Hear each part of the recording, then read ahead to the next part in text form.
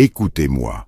Non pas comme on écoute une leçon froide échappée d'un livre poussiéreux, mais comme on écoute le grondement qui précède l'orage, comme on écoute la plainte d'un homme que l'histoire a pris à la gorge et qui a tenté jusqu'à son dernier souffle de rester debout face à l'inacceptable.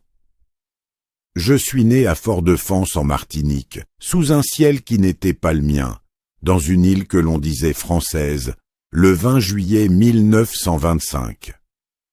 Mon berceau fut celui du colonisé, une terre où l'on nous apprenait à vénérer nos propres bourreaux. J'avais 10 ans lorsqu'on me mena devant le piédestal de Victor Schœlcher. On me dit « Voilà ton libérateur ». Mais mon regard d'enfant fixa le bronze froid et je sentis en moi un tremblement. Pourquoi célèbre-t-on le maître qui a brisé les chaînes et jamais l'esclave qui les a portées? Pourquoi n'y a-t-il pas de statue à la sueur de mes ancêtres, à leur révolte muette? Ce jour-là, le vernis colonial se fêla en moi. Je sus que l'histoire qu'on me contait était un mensonge poli par la honte, et que ma vie serait une lutte pour rétablir la vérité des damnés. Je voulais être un homme, et non un nègre en sursis. En 1943, la guerre appelait. Je m'engageai dans l'armée française de libération comme un amoureux de l'idéal républicain, persuadé que la liberté et la dignité étaient universelles. Je disais alors, chaque fois que la liberté et la dignité de l'homme sont en question, nous sommes concernés, blancs, noirs ou jaunes. Je traversai les mers, je reçus la mitraille dans les Vosges, je portai le sang versé pour la liberté des autres. Dans les rangs de cette armée que l'on disait de la libération, je découvris l'infamie, le racisme, la hiérarchie des peaux. Je compris que la France pour laquelle je me battais ne me voyait pas comme un soldat, mais comme un nègre en uniforme. On me regardait avec cette curiosité malsaine qui transforme un soldat en bête curieuse. On disait « Il a fait la guerre, ce n'est pas un mauvais diable ». Après la guerre, j'obtins une bourse d'anciens combattants pour étudier la médecine à Lyon. Alors, je devins médecin. Spécialité, psychiatrie, diplôme de médecine légale et de pathologie tropicale. Je choisis la psychiatrie parce que je pensais que soigner l'âme était le plus haut combat. J'étudiais à Lyon, je fréquentais les maîtres, je lus les philosophes, mais je subis le regard qui fige, celui du passant qui me voyant murmurait « Tiens, un noir !» et par cette simple exclamation me dénudait, me dépouillait de mon humanité. C'est cette expérience, cette blessure vive, que je versai en 1952 dans un livre qui me brûlait les doigts, Peau noire, masque blanc. J'y déchirai le voile. Le colonisé n'existe que par le regard du colon. Il doit sans cesse porter un masque, imiter, singer, pour espérer être toléré. Ce livre fut une lame qui taillait dans la chair de mon propre peuple, et bien des frères s'en offensèrent. Tant pis, j'avais ouvert la plaie. Puis vint Saint-Alban. Dans cet hôpital de Lozère, auprès du docteur Tosquel, je fis une découverte qui scella ma destinée. On ne soigne pas un homme en l'isolant du monde.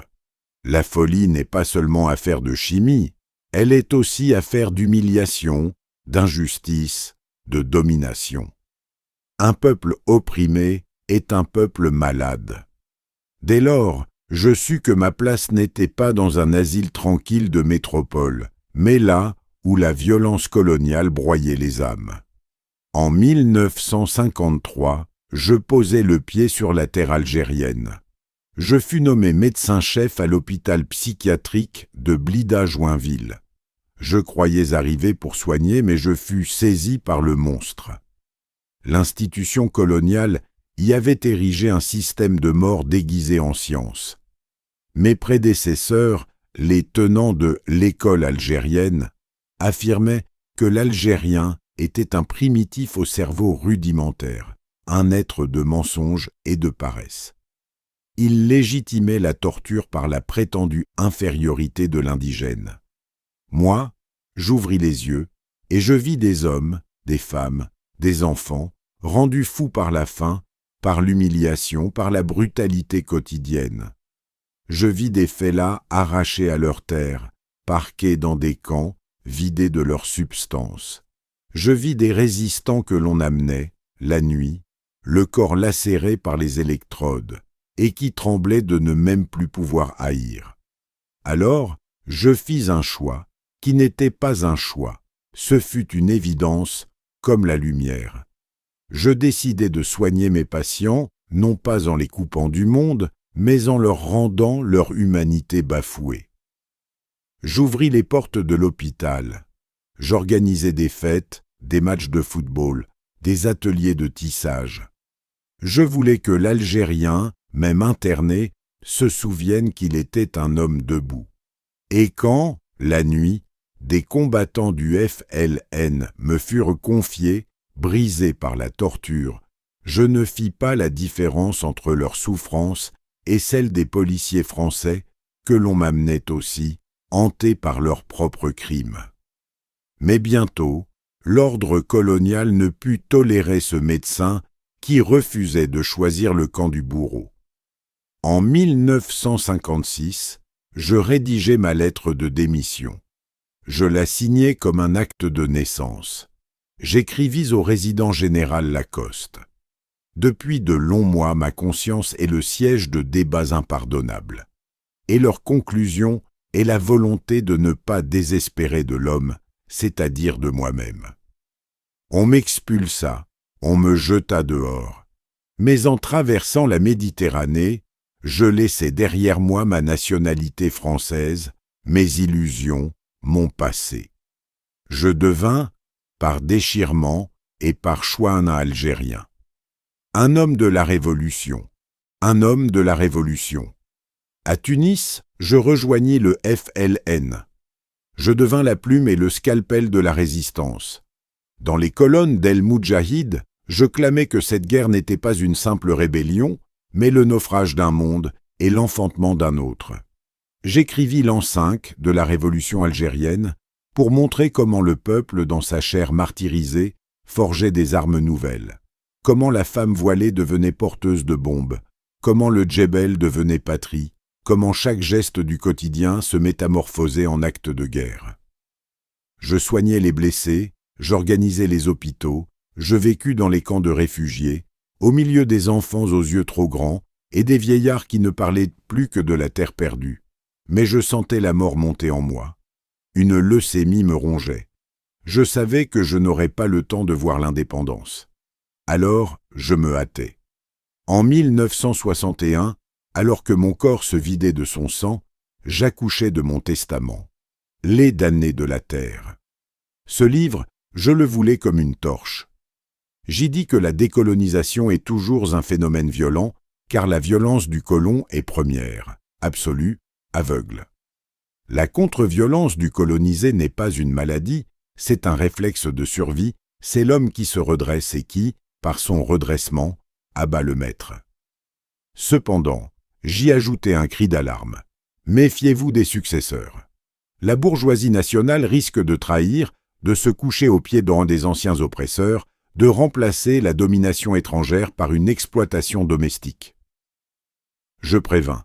Il faut une vigilance permanente, une révolution permanente, une culture nationale qui ne soit pas un folklore mais une dynamique de liberté. Je partis à Washington pour me soigner. C'était une ironie amère. L'homme des damnés de la terre se faisait soigner dans la capitale de l'Empire. Je dictai encore à mon épouse, Josie, mes dernières pensées sur l'Afrique, sur le tiers-monde, sur la nécessité de ne jamais figer la lutte. Je voulais écrire un dernier ouvrage. Les damnés de la terre devaient avoir une suite, une réflexion sur l'indépendance et ses pièges. Mais la mort fut plus rapide. Je mourus le 6 décembre 1961.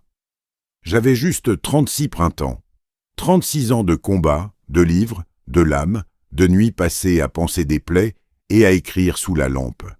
On m'enterra à Aïn Kerma, à la frontière algéro-tunisienne, non pas dans une quatre-tombes de notables, mais dans la terre pour laquelle j'avais tout abandonné. Je n'entendis pas le 5 juillet 1962. Je n'entendis pas les you-you de la foule qui foulait aux pieds les derniers uniformes de l'armée coloniale. Mais je le savais. Je l'avais écrit, la cause de l'Algérie est la cause de l'homme, et elle est irréversible. Si l'on me demande aujourd'hui ce que je fus, je répondrai ceci. Je fus un homme qui a pris la douleur comme matière première. J'ai essayé de faire le pont entre la psyché et l'histoire, entre le corps malade et le corps social. On ne guérit pas un homme sans guérir le monde qui le mutile. J'ai jeté ma nationalité comme un boulet, j'ai choisi mon camp, j'ai porté la cause algérienne comme on porte un enfant qu'il faut sauver des eaux. Je fus un soldat sans uniforme, un médecin sans frontières, un écrivain qui écrivait avec le sang des autres et le sien. La dernière leçon, la voici. L'homme n'est pas une fin. L'homme est une force qui doit sans cesse se dépasser. La libération ne s'achève pas avec l'indépendance. Elle commence avec elle.